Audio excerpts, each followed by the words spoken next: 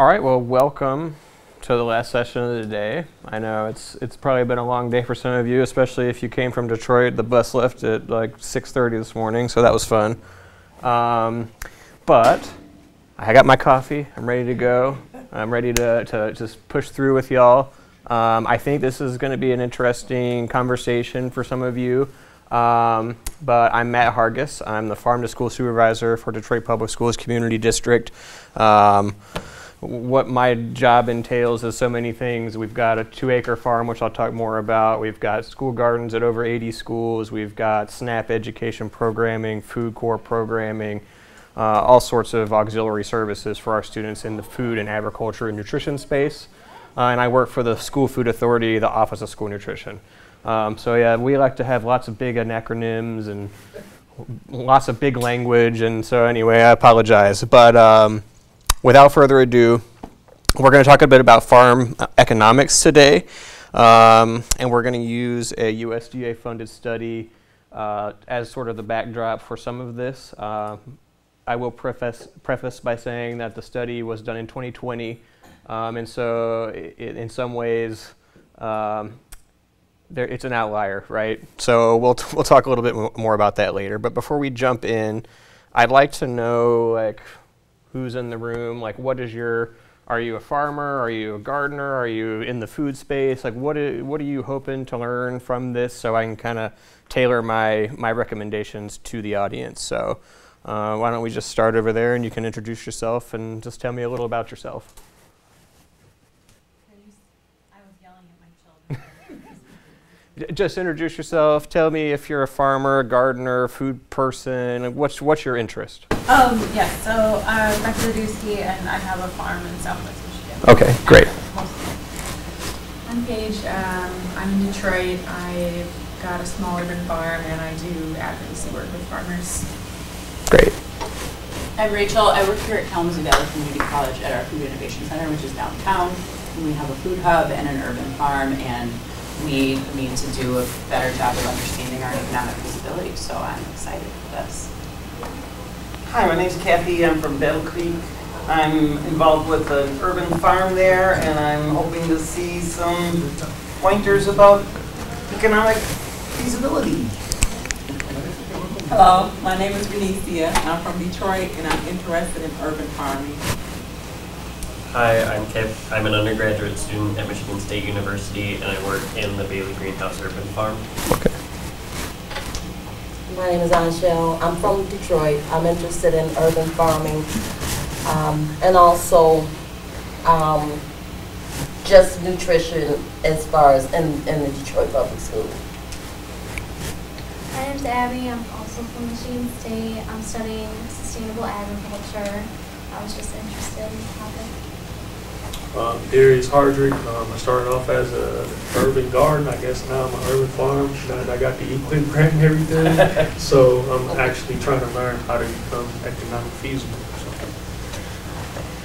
Neil Davey with Taste the Local Difference. So we do marketing consultation work with farmers markets, food producers of all industries.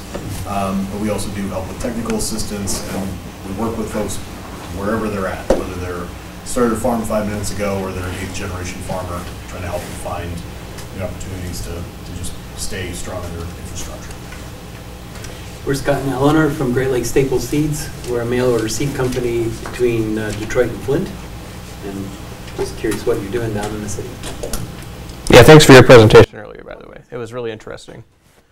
And then you came in late, but tell me, I see you're USDA, but tell us a little about yourself. A little about myself. Hi everyone, I'm with the USDA Farm Service Agency, working on a program starting new urban service centers for growers in the city out of Grand Rapids. There's also another one in Detroit.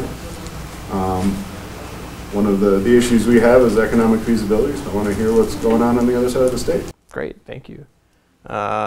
You might as well introduce yourself too. Hi, I'm Brian Bueller. I'm with the USDA Natural Resources Conservation Service. I do public affairs, so I'm not a farmer. This is Marcos. He's one of our farmers. Hola, Marcos. Chocolate? He loves hot chocolate. And whenever it's cold, I make hot chocolate for him. It's a whole funny gag. All right, so I guess that's a pretty good pulse. If you came in late, you missed the introductions, but we just got to dive right in. So I think I have a good understanding of who we've got in the room today, and we can proceed with that. So just a little bit of a agenda for you all. So we did introductions already. I'll introduce myself a little more in depth in a minute.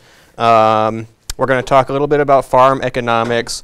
We're going to talk about our USDA Farm to School grant funded study, and I'm going to pull it up, and we're going to kind of look at some of the data and kind of talk through that and what some of the implications are. And we'll talk a bit about strategies for profit, how you can try to maximize your efficiency and maximize your efforts in terms of financial output. I got some further reading information for you, and we'll save questions for the end. All right, so like I said, I'm the farm to school supervisor for Detroit Public Schools Community District, and I run a not-for-profit farm program. So what on earth do I know about economics of agriculture, right? It does kind of make you wonder, perhaps. And I will say, like, our program at Drew, which is at in west side of Detroit,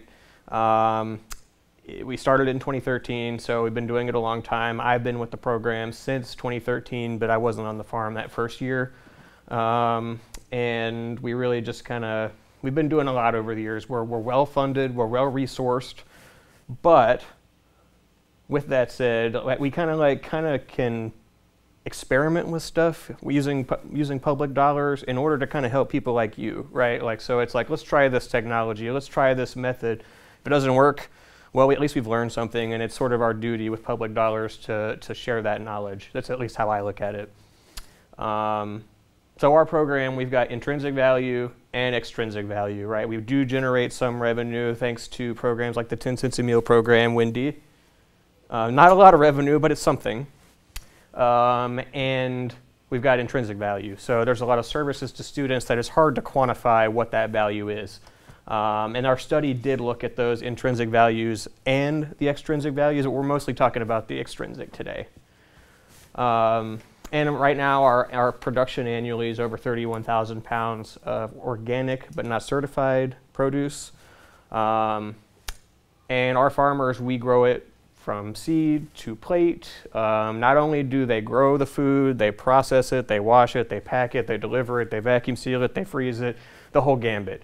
As you might imagine, doing all that does build a lot of inefficiencies into an operation. We do have a pretty good sized staff, 9 farmers and 1 manager, and myself kind of guiding.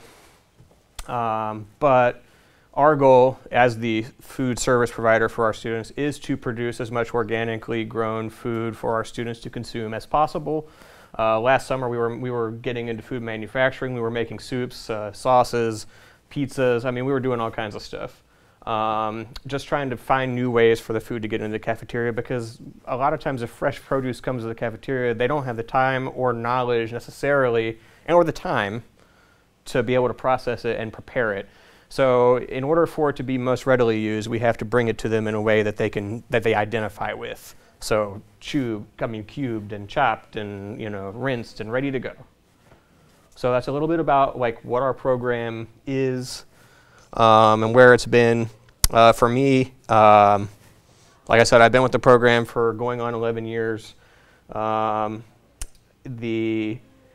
My background is in sustainable agriculture. I'm currently a master's student in sustainable food systems.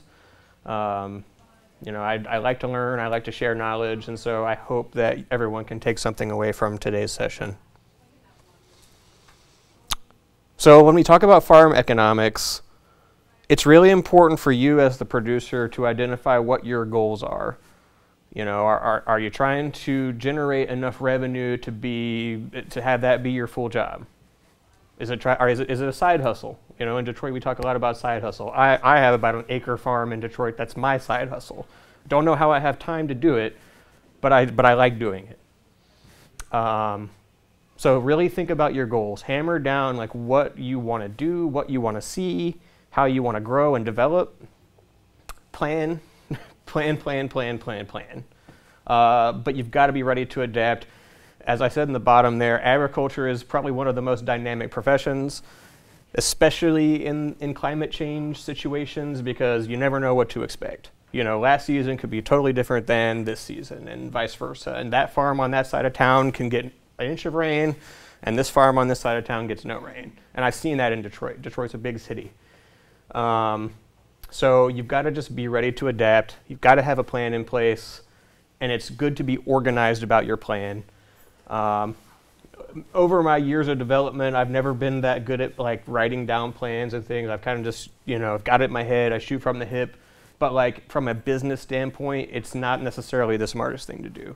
You definitely want to have sort of a written plan, and you want to really learn from your seasons. Don't get discouraged if you make mistakes. Don't discourage if you don't make a profit. Just learn from something that went wrong. It's a learning opportunity. Things happen. Pests appear that you've never seen before. I still see pests that I have no idea what they are. I mean, and I've been doing this a while, and I'm like, what the heck is that?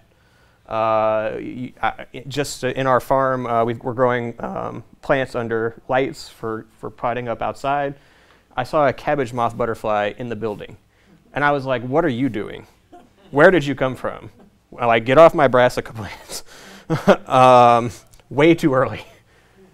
It's like, even if it came with the potting soil, like it had to come as an egg and then a caterpillar, and you know, the whole life cycle. Where did you come from? Just don't get discouraged. Like I said, really think about what you can do better.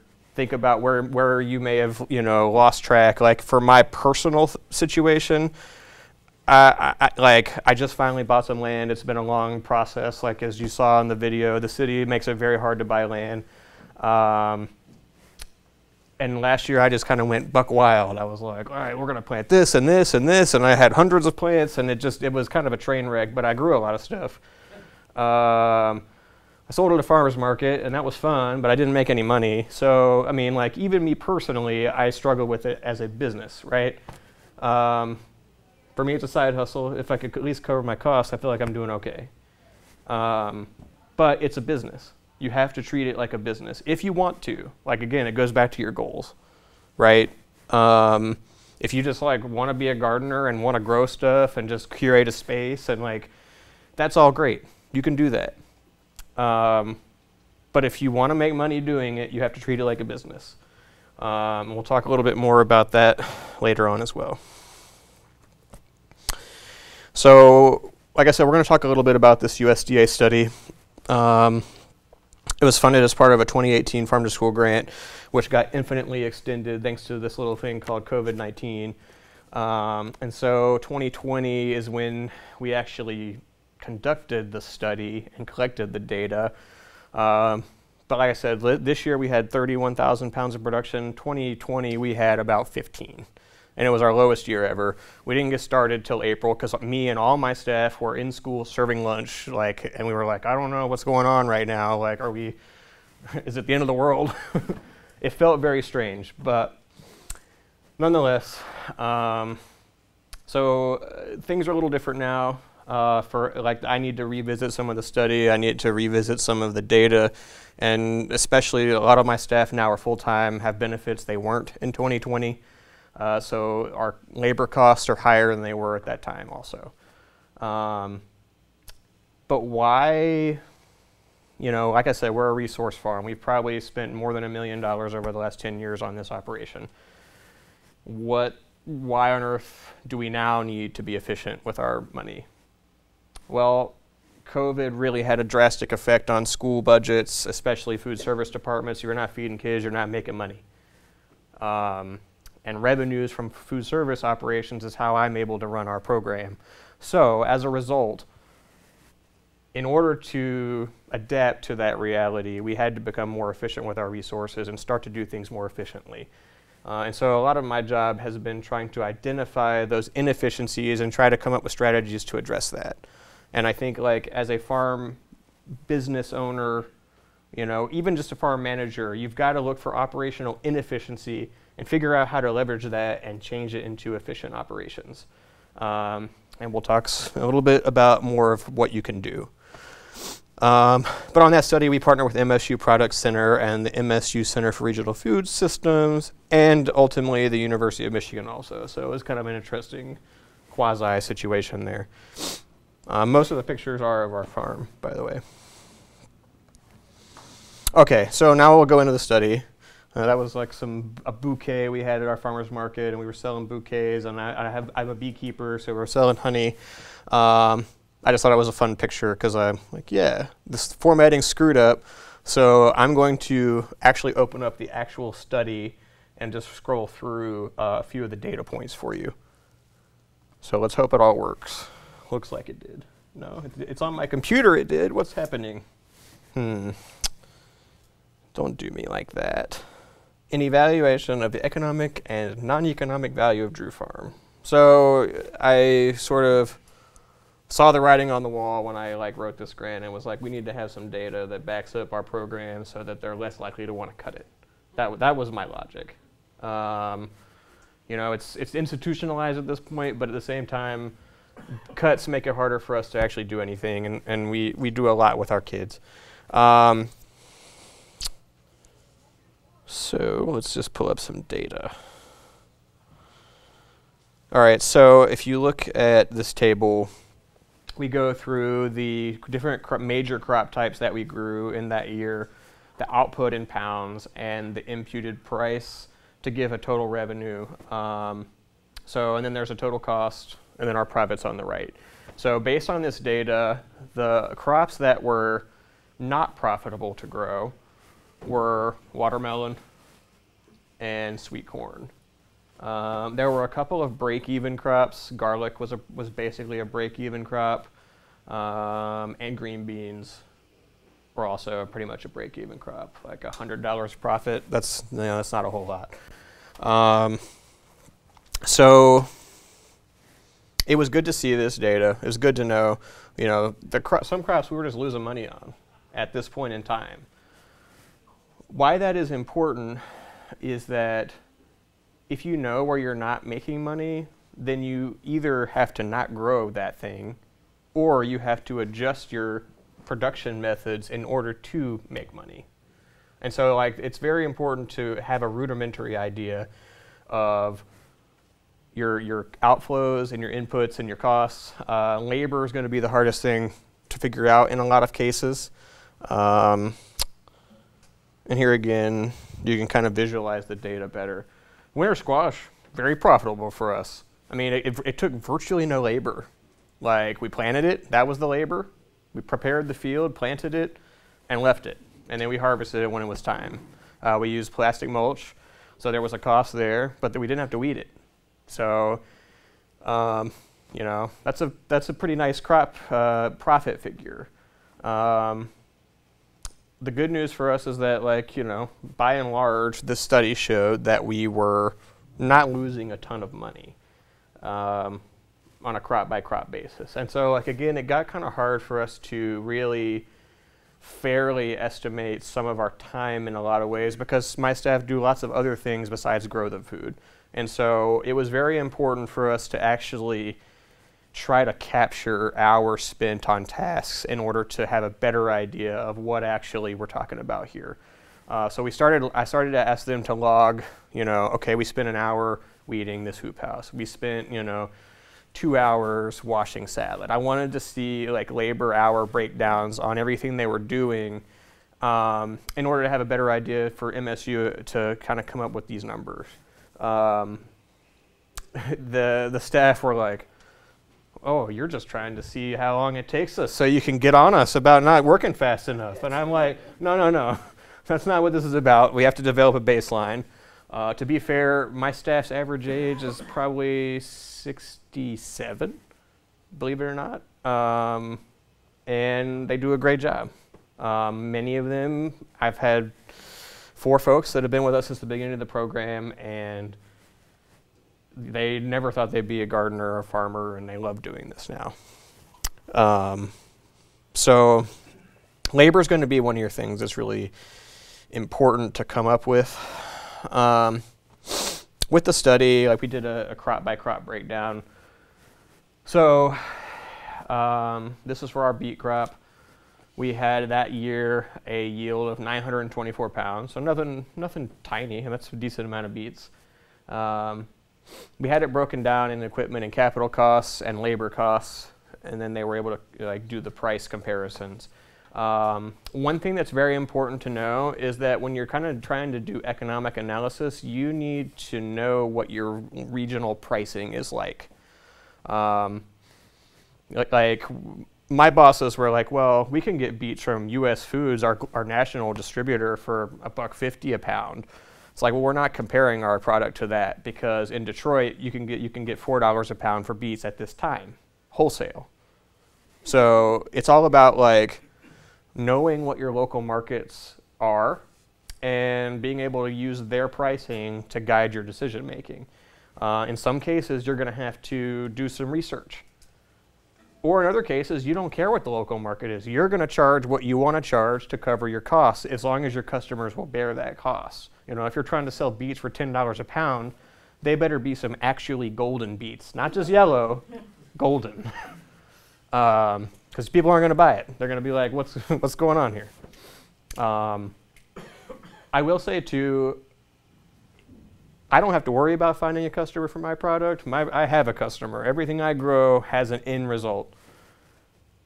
But me personally, on my personal operation, I have to find customers, and that's a lot of work. Marketing, you know, that's all kind of costs that are hard to add into a crop. Trying to develop relationships with buyers, trying to develop, so I grow flowers.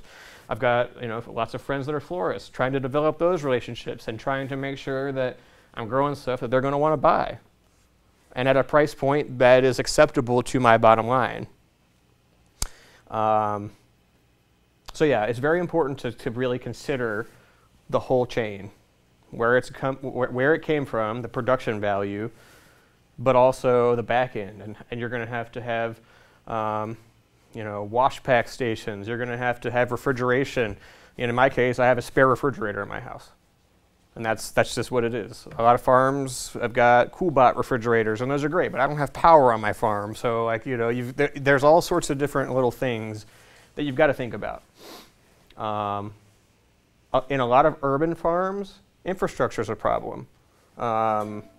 Most smaller scale urban farms, in Detroit at least, don't have good access to water. How do you grow crops without water? Not easily. Pray for the rain. You can do rain catchment, but that costs money. You can steal water, not advocating that. You know, to get a water hookup in the city of Detroit, the permit's about $650, and then you're looking at what I've read between $3,000 and $6,000 to get a water hookup. You know, who's got that? If they're just trying to grow on 2 lots or something like that, that's a pretty big capital expenditure that a lot of small farms do not have. But you can't grow without water. So, you know, a rain catchment system for $1,000 may sound a little more palatable. So you have to really think about what the realities are of your operation and how you get to your end goals, because you can't grow without water. I mean, if you're growing corn, maybe you can get by without water, but you know, with climate change, you never know. You know, you've got a lot of fixed costs. Fertilizers relatively fixed, fuels relatively fixed. Our use of compost is relatively fixed. We estimated, this is actually irrigation supplies, not water. My department doesn't actually pay for water, so that's one benefit we have, because the district pays for that and we pay indirect costs. So it's a percentage of the district's, of our revenue, basically. So that's one way we kind of cheat. Seeds, that's very static. But again, in your labor is where things get interesting. I believe at the time my staff were, with fringe benefits, making 17 something.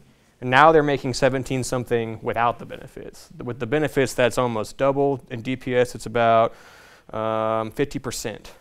So you have to add on 50% of their hourly rate in order to get their true labor cost. My manager makes 23 22, I think. These people add up in price. So it's very important. They're full-time, so you've got to always find work for them to do that's valuable and going towards that bottom line and is efficiently used. But yeah, the best way to estimate these kind of things is to try to log it, is to try to time it, is to try to track it. Without like concrete data, it's hard to really make those decisions. You're like, I think I spent about 4 hours doing that. I mean, I guess that's better than not having any idea. But then you got to think about what all the tasks are that get you to your end result. Prep to harvest. There's a lot there. Weeding on an organic farm system, cultivation, it's typically going to be one of your biggest cost outputs. Especially if you're not using plastic mulches, which cost money. Or, if you don't have equipment to be able to cultivate with some different types of equipment, and you're doing it by hand and hose, and that's all well and good, but you got to think about how much that costs. And we'll talk more about what some of those implications are to operations here in a minute.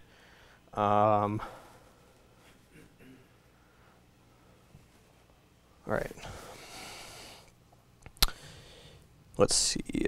I want to show you guys one of the crops that showed a loss, which is sweet corn showed a pretty significant loss, about $1,000 on a pretty good yield, 1,600 pounds of sweet corn, but it yielded a net profit of about $1,000. The most expensive fixed cost we had really was the compost addition. Being in an urban soil, very heavy, very clay, not good drainage, not a lot of contamination, but you're not going to find soil that's completely free of contamination in an urban setting. Adding compost helps with that problem, and it helps the soil quality. So we tend to add compost to all of our growing spaces annually, so that's a cost that we have to work in. Corn seed can vary in how much it costs. High quality seed is going to cost you more. We don't grow GMOs. We at that point in time did not do a no-till system. We have since gone to a no-till system, and that's one of the process improvements that I can talk about for a second.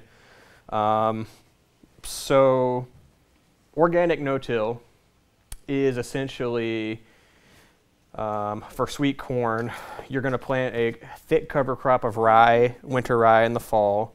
It's going to grow up to 5-6 feet tall sometimes by mid-June, and you're going to have to terminate that crop, so kill it. There's really two good ways to do that organically. You can roll it, but that requires equipment. It's a very expensive piece of equipment called a crimper roller. So it's like a giant drum. I have a video I'll show you in a little bit. It's a giant drum with a chevron pattern on it, and it breaks the stalk of the rye. And at the time in June, the rye is starting to flower, and so it's starting to put its energy into seed production. And so if you crimp it at that critical time, it will not be able to regrow because you've kind of got it at its worst time. All the energy is going up here and not down here.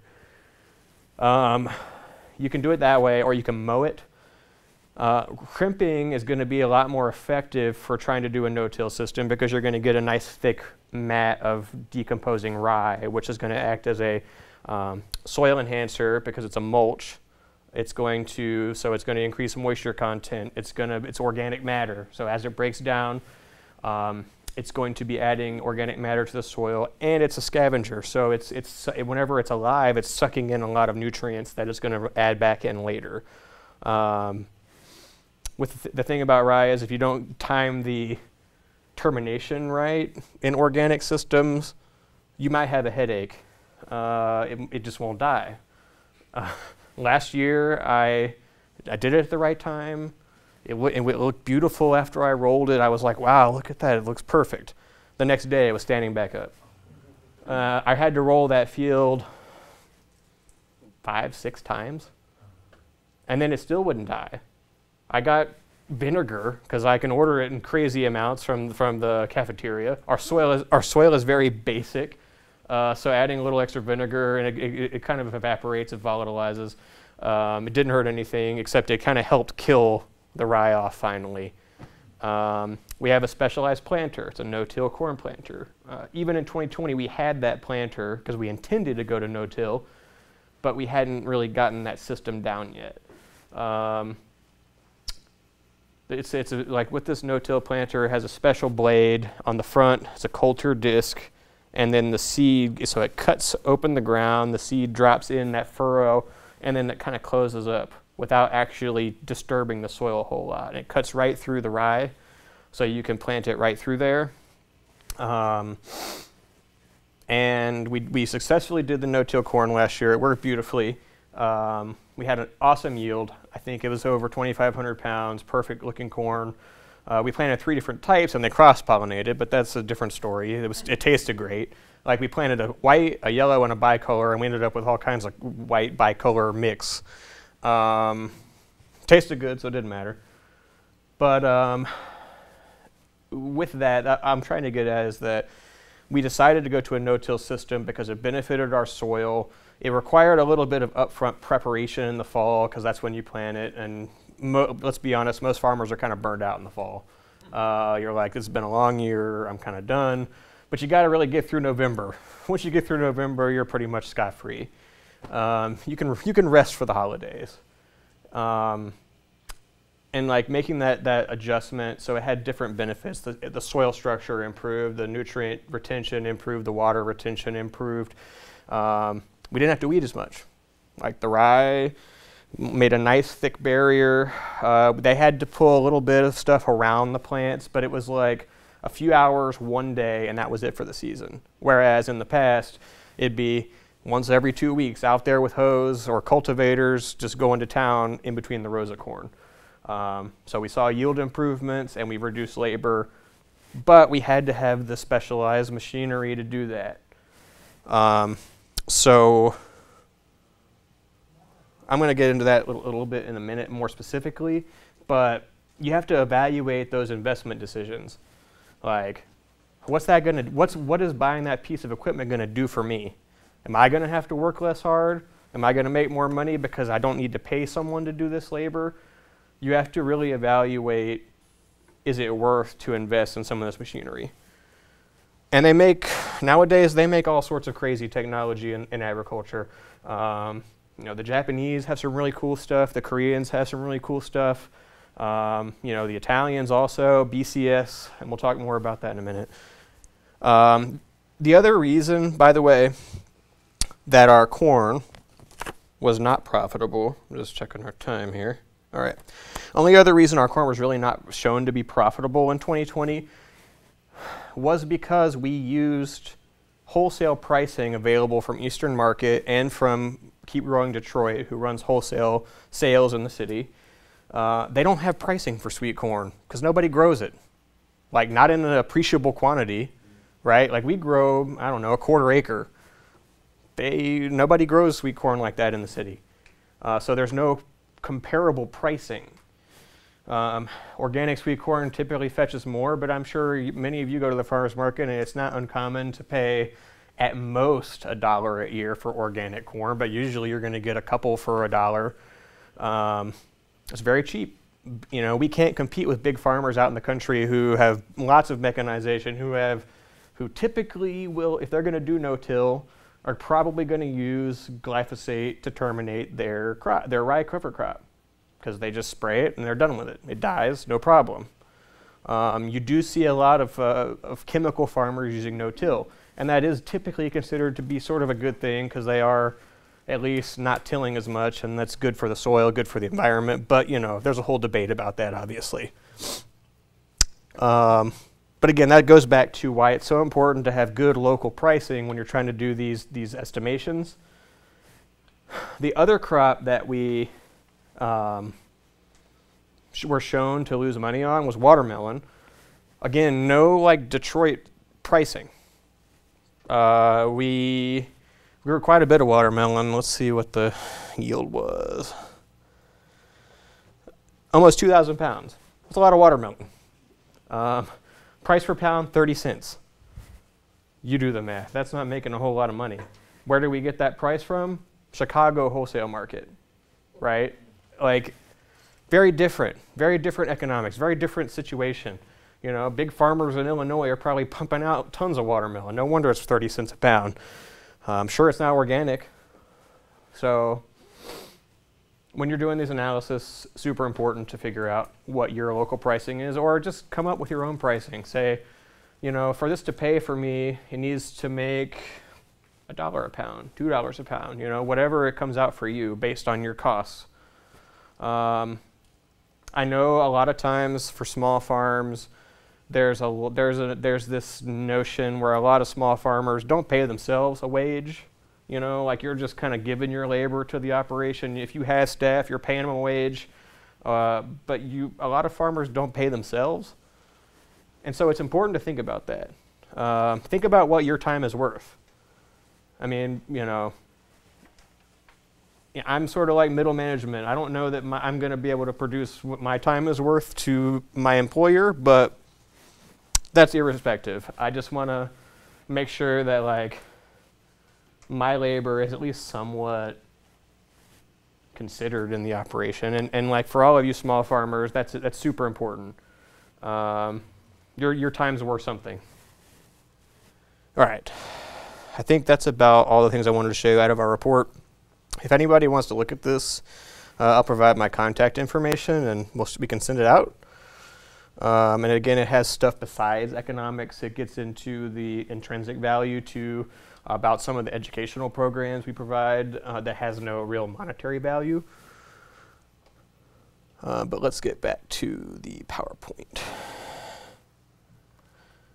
Okie doke. So some of the study implications. I kind of talked about some of this already, but using the economic analysis, you can really kind of fine-tune your crop selections. You can say, I'm losing a lot of money on this crop. Like, you know, even though the watermelon data might have been flawed because it was based on Chicago data, let's just say I'm losing a lot of money on watermelons. I'm not going to grow them anymore. And honestly, we haven't. But it's not so much that the economics didn't make sense. It's more so that as a farm-to-school operation, our growing season is very different than most farms. We got kids not around in the summertime. Typically, if they're going to have summer school, it's the month of July, not really August, although they're coming back to school earlier now, so it's usually the end of August when kids come back now. Winter watermelons ready to harvest, typically August and September. So that's a whole month. That's half a crop that I have nothing I can do with.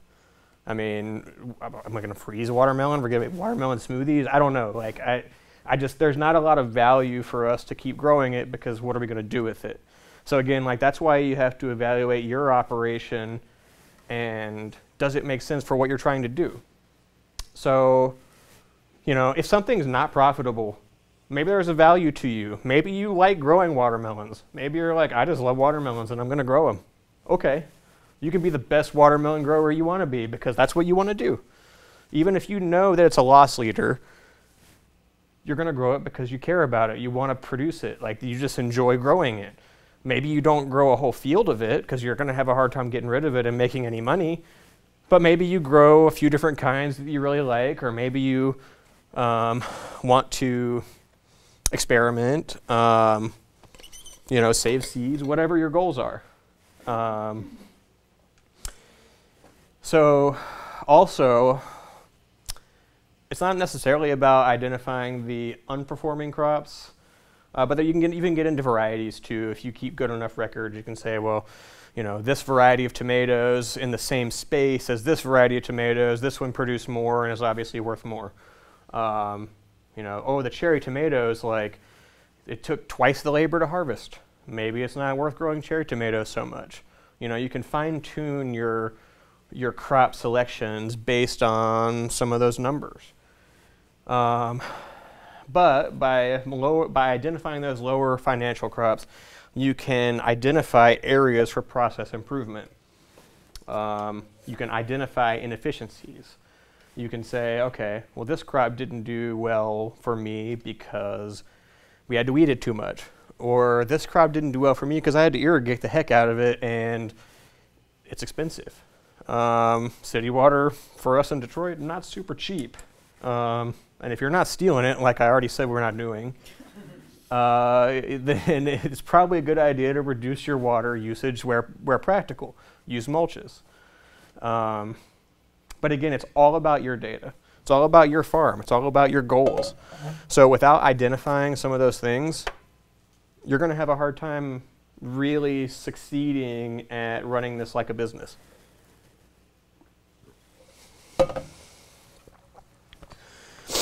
Again, like, examine your operation.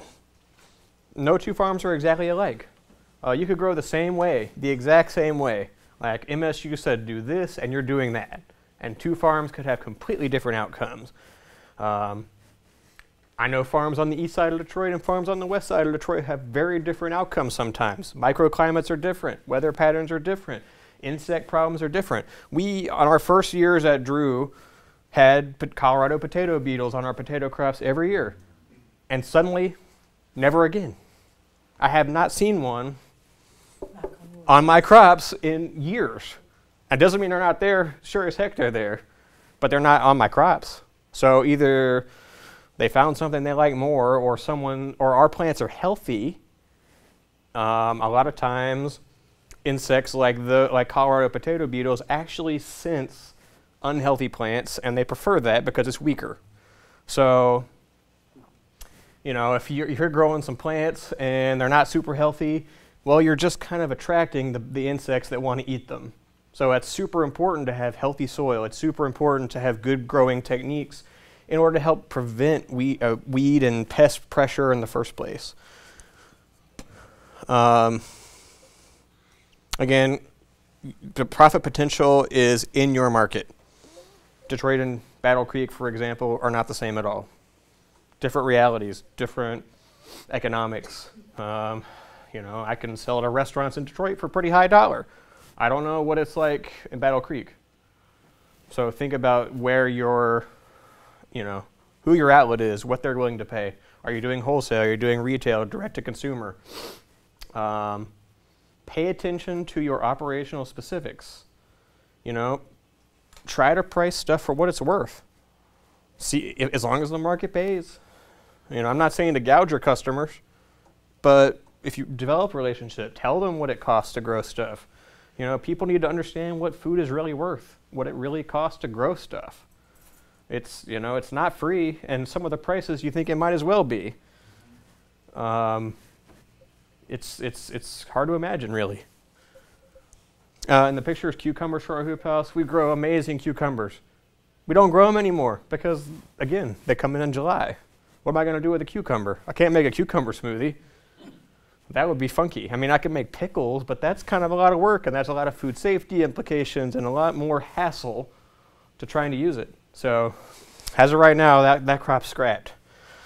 We're trying to get heat in our structure so we can actually maybe push it early and grow, maybe plant them in February and harvest them in April when kids are still around. But there's risk with that. It's costly. Natural gas isn't free. All right, so a little bit about profit strategies. I've been kind of giving you some ideas along the way, but first and foremost, ignore fads. Look at science, look at data, look at peer-reviewed studies from reputable universities and land grants and extension services. Look at USDA information and places of repute. There's a lot of misinformation out there. I swear if I see one more thing about electroculture, I'm going to lose my mind. I see that and I'm like, you guys are nuts. And if you believe in it, okay, sorry. I won't get into that, but real electroculture requires actual electric current. So when you decide to make an equipment investment, you've got to analyze the savings potential. And let me just give you a brief story. So as part of my master's program, I went to Arizona in December, and we went to, this is one of the world's US's largest organic farms Duncan Family Farms near Phoenix. That machine cost $1 million. And what it does is it uses artificial intelligence to zap weeds with lasers. Like it drives along. There is an operator, but he drives the tractor, and he just rides it along all day. He turns around and just literally rides. The machine does all the work. It literally zaps all the weeds. At the end of the day, it can give a report to the farmer. We zapped this many weeds. We zapped this type of weed. Like, it can give a lot of data about what it's doing.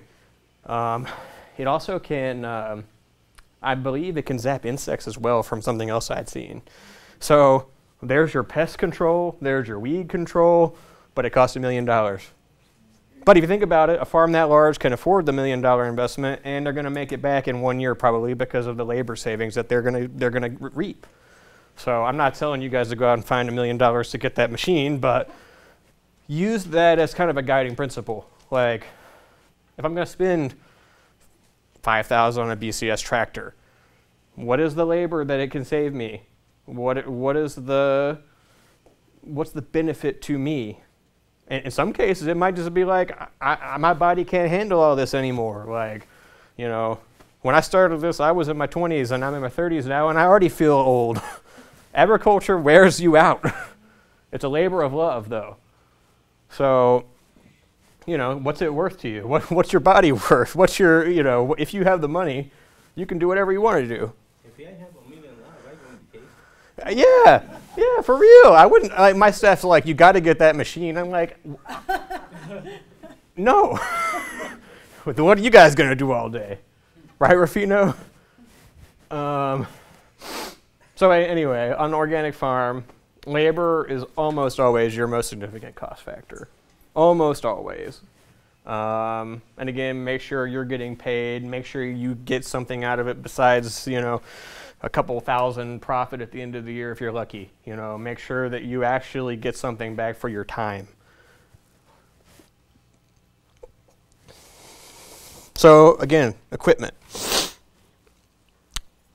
Before we used to, so we have 6 hoop houses on our farm. We used to prep them all by hand.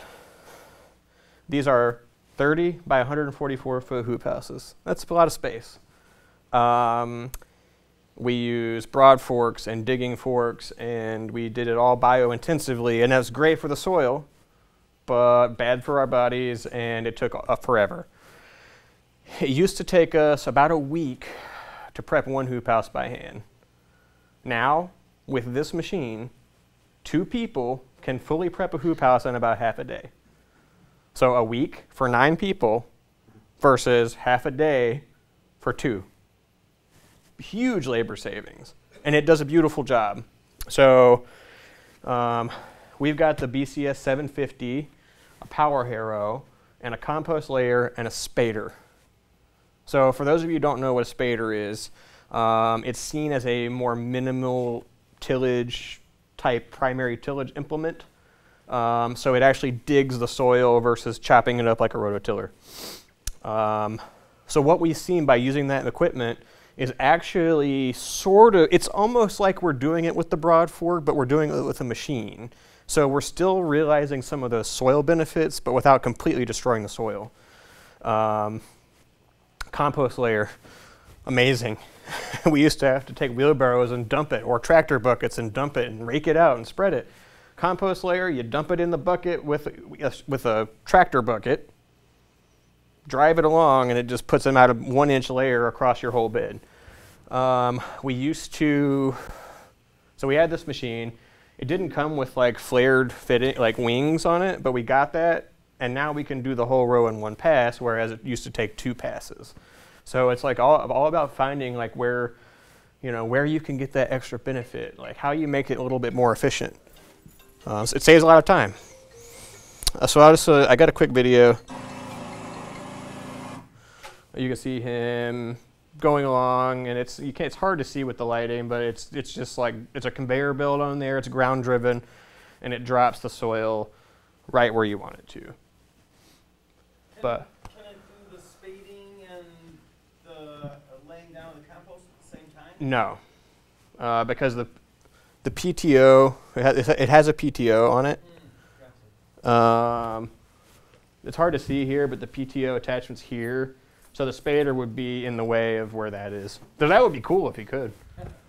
BCS, some BCSs actually do have it to where they can, you can flip them around and they can put some on the front end and the back end possibly, but the spader won't work like that. It's too much on the PTO because it's really digging, and so if it's the ground's heavy, it's gonna be kind of rough on the machine. But not endorsing BCS, but in this application, saves so much time. Before we did it by hand, we actually did it with like a riding tractor.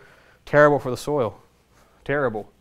Like when we first started, we were probably doing 18 to 20,000 pounds, and then by 2020 we dropped to 15,000. I think because we wore out our soil. Too much tractors, too much mechanization, too much tilling. We did add compost all the time, but that wasn't enough. So mechanizing is good, but you can do it too much.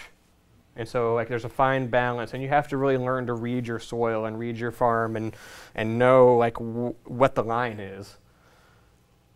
If you really pay attention, your farm will tell you what's up. Okay. Are those permanent raised beds in there? So in a manner of speaking, yes.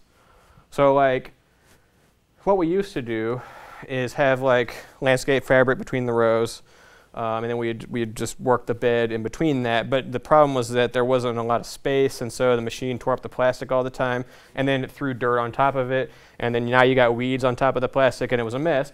So now what we do is we pull the plastic, prep it, put it back, and it's a lot cleaner. It's less of a mess. Again, here's a plastic layer for a tractor. Another really cool machine. Like it just drive it and it glides and it just lays your plastic so perfectly. Plastic can be a bit of a drag from a sustainability standpoint because it's obviously not very sustainable. It's very cheap. In an organic farming system, plastic mulches do have a pretty good benefit, especially for weed control. But they are making more biodegradable plastic so that you don't even have to pull it out. You just till it in at the end of the season and no big deal. But we get a lot of weeds here in between the plastic. So either we have to keep weeding it or we'll put landscape fabric down in between the rows. We've put cover crop in between the rows too, but then it gets tricky because you got to mow it. All right, I'm going to try to speed up so we don't run out of time. Get tools that complement your growing style. Like, however you do things, do it better. Do it how you want to do it. Like, however you like to work, augment it with your working style. In this picture, it's hard to see. We installed micro drip sprinkler heads. We only really use it for salad because we got tired of running drip line all the time. We use a quick cut greens harvester from Johnny's, which is nice. Well, actually, Farmer's Friend, but it's nice because you can just harvest a whole lot real quickly. But then if you're not careful, you're getting rocks in there, you're getting debris in there, then you're cutting the drip line and it's in there, and then you got physical contamination of your salad, which is not good. Don't want a kid to choke on a piece of plastic. So it's nice to be able to have the micro drip sprinklers. We have 2 lines that cover the whole width of the hoop house. And that's nice. Another thing about hoop houses too is that if you don't really wet down the whole structure, you can get a lot of salt accumulation, even if you're growing organically. Especially if you're using plastic mulches, it'll accumulate kind of in your plastic zone. Drip line doesn't necessarily help with salt accumulation, but if you water the whole structure down good as if it was raining, that helps to kind of push the salt through the soil profile. It'd be nice if you could just take the hoop house cover off for the winter time and let it get natural situation, but it's kind of hard to do. But some of the stuff we love using, paper pot transplanter. I have a video of that. I don't think we have time, but look up the paper pot transplanter. We're not experts at it, but it shows a lot of promise. I love collinear hose, stirrup hose, wheel hose. mini cultivators. There's a new tool called the Connect-A-Hoe from Johnny's, and it's like it uses it's one piece of wood handle, and it has multiple attachments, and you can put it on there and switch out for whatever you want. They got rakes for it, they got all kinds of stuff for it, so it turns 10 different tools into one tool basically, which is great. But Johnny's and Never Sink Farms has a similar model. So that's the Connect-A-Head that I was just talking about. It's actually on sale right now. I'm going to get one. But yeah, so you just kind of click them in there and you can carry out the heads, and it's pretty cool. Not really endorsing it, but it's cool. On the right there's a tine weeding rake. So that's what that is. You can pull that over thread stage weeds in seedlings. So if you plant spinach and you've got little baby spinach plants, but you've got a lot of thread stage weeds, you can actually drag that over your bed. It won't hurt your spinach, but it'll kind of eliminate weeds. So if you just do a quick pass of that every day or every week or whatever, you can kind of get some decent control. Wheel hoe on the left, that's a Haas Tools one. That's cool because they have different attachments for it. On the right there is a flame weeder. That's a Farmer's Friend model. Flame weeders can do some pretty cool stuff. You know, again, it's really about what you're trying to do, what your goals are. I talked earlier about, I didn't talk about like riding tractors a whole lot. I love riding tractors. We have a 2-acre farm, and there's plenty of times when it's good to have. The same tractor we bought in 2017 for $16,000 is now like $30,000. Tractors are very expensive now. There's some great financing terms, but it's hard to afford. So, you know, you really have to be able to justify the reason to buy it in the first place. For process improvement, digitize. We've got a central digitized cloud-based record system that is in the Microsoft suite. So I'm going to show you real fast just what that looks like. We didn't really talk about, like, I don't make money doing these things, but you might be able to do it for agritourism. We had a on-farm dinner for our 10th anniversary. Our chefs prepared a farm-to-table dinner, and it was just a celebration, but like you could monetize that. We also have a fall harvest festival that's free for our students, but you could monetize something like that. So like there's opportunities there. I know a lot of organic farmers fill in gaps with agritourism. I hope this works. If not, we'll skip along, but I do like showing the, okay. Can you kind of see that? So, a very simple system. It's in Microsoft Forms. I've got a QR code posted in the iOS. People can access it on their phone. We have a centralized computer that has this on it all the time. All they got to do is put in the date. So, just for the example. And I've got all my staff in there. So they pick their name out of the drop down. And then, what are you logging today? I've got pre-harvest assessment for GAP. I've got, you know, different GAP-related things. I've got pesticide applications, fertilizer applications, restroom cleaning, visitor log, wildlife log, work task time log, a crop journal. So there's a lot of stuff in here. It's all the data is kept in a spreadsheet. But for just the sake of time, you know, go into harvest. I've got all the crops we grow listed. Actually, the 10 cents a meal crops that are on the list, that's all in there. So we select whatever we grew. So we'll just say broccoli for the heck of it. I've got all my crop growing locations listed, so I can select where it came from. Put the weight in pounds. Was a pre-harvest assessment completed, so that we can do some record keeping related to food safety. A crop quality section, like, is it good? Is it bad? Give me some ideas. And then notes, like, oh, there's contamination of XYZ.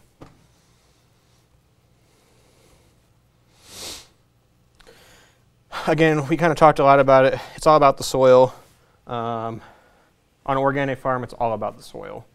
Soil health is the key to the rest of it. This is that roller crimper taken down the rye. And you can see what it looks like on either side, that it's been flattened. Doesn't mean it's dead, but it's been flattened. Okay. Eliminate waste. So I've got a couple reading items for you if you want. The lean farm is one of them. Muda is waste in Japanese, I believe. Eliminate it. Like, eliminate waste where possible, where practical. You know, you've got to weed. It's a necessary type of waste because you're not getting any value for weeding directly, but you have to weed.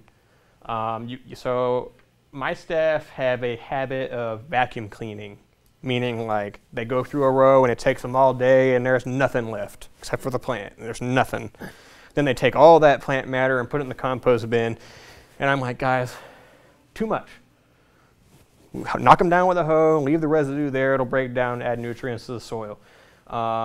They used to tell us, oh, you know, Michelle Obama could come, like, you know, you got to make this place look like Disney World for agriculture. And it was like, yeah, okay, we're done with that. It's going to look like a farm. So good enough is really good enough. Good enough is good enough. You don't have to be perfect, good enough. I mean, certain weeds are horrid, and they will wreck your crop. Just quickly, get that bread. There's grants. Businesses there's business grants. You know, there's USDA funding. The federal government's got all kinds of financial opportunities for growers. USDA, NRCS, EQIP, loans, crop insurance, SARE funding. There's a whole bunch of different opportunities with the federal government, and they want to support farmers. Death and taxes. You know, if you're doing it as a business, you got to deal with the government in a bad way. So you got the tax man. You got to deal with taxes. You need to either do your taxes, I do my own, or you've got to pay someone to do that. There are small business tax rules that are currently, if they label you as a hobby, you can't disallow too many costs, and so then you have a bigger tax liability. So in order to avoid that, you have to, and not financial advice, but you have to not show a loss in more than 2 out of 5 years, or 3 out of 5 years. So do your homework on that. I have an LLC. Establish an LLC. Protect yourself. It's not hard. It's $45 or $50 one time with the state, and then a $25 annual renewal. Get an EIN number. Get permits. Get insurance. Protect yourself. Those are costs, though. Keep them in mind. Keep good records. Further reading. Richard Wiswall's The Organic Farmer Business Handbook. You get this. It comes with a CD and a DVD and lots of helpful stuff. He kind of breaks down a lot about what we talk about in here. It's a great book. Saw him at the Northern Michigan Small Farm Conference. Great guy. Ben Hartman, The Lean Farm. He's got a couple other lean books. So lean is a principle taken from Japanese manufacturing. And so if you think about the Japanese, very efficient. So the whole book is about how you can have an efficient farm and eliminate that waste. So I recommend both of those books, or all of those books. There's not really time for Q&A, unfortunately. If there's any burning questions, you can ask. But I'm actually on the bus back to Detroit, so I can't like stick around for too long.